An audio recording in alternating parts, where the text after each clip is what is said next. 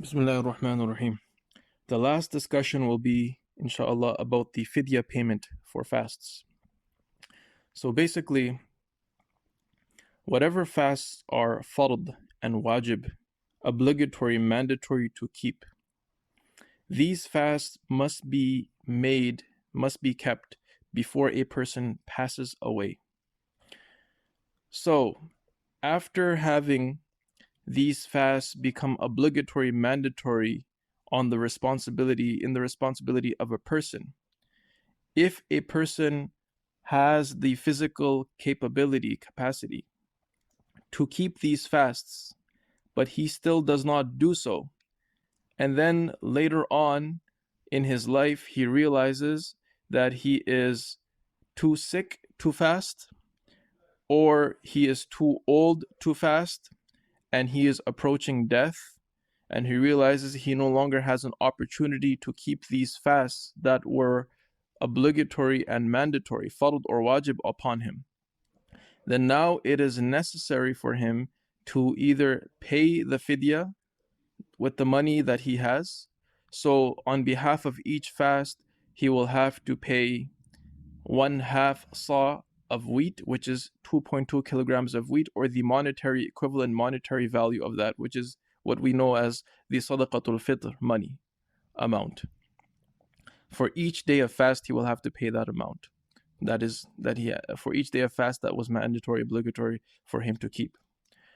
Now, if this is in a situation where a person, he is alive, and he is, let's say he is not about to die right away. He doesn't feel like he's dying right away, but he still feels that he is too sick and too old that he will not be ever able to keep fast later on until he dies. If a person is on his deathbed and he's about to die, and he has these obligatory fard or wajib fast in his responsibility that he never has kept yet, now it is necessary for him to make a wasiyah, a will, that from his estate, from his inheritance that he will leave behind, he has to make a will that from 1/3 of his inheritance he wishes to have the fidya money paid on behalf of his fast, which will be again the same amount that we just said, 2.2 kilograms of wheat, or the monetary value of that on behalf of each fast. But this wasiyah will, he will only be able to make from 1/3 of his inheritance and not more than that. Now, if a person was a person, for example, who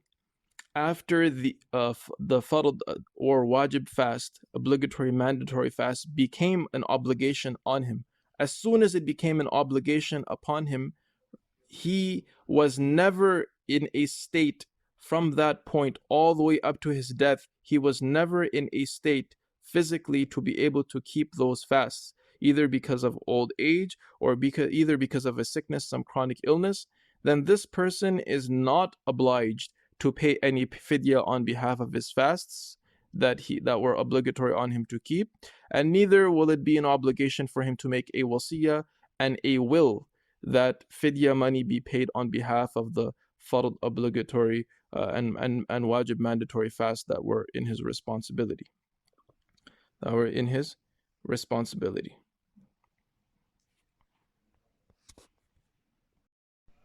A last part of this discussion is that if, for example, let's say, after a fast became obligatory, mandatory upon a person to keep, fard or wajib, he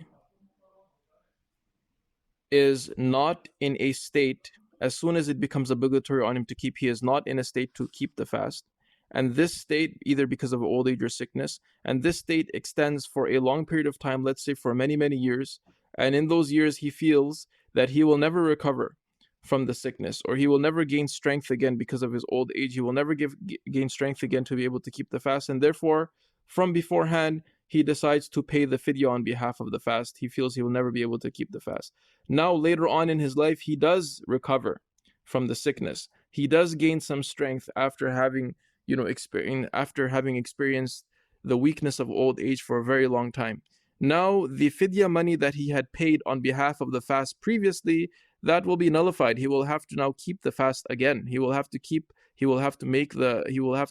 fard and wajib fast on behalf of which he had paid the fidya previously, because now he is capable of fasting again.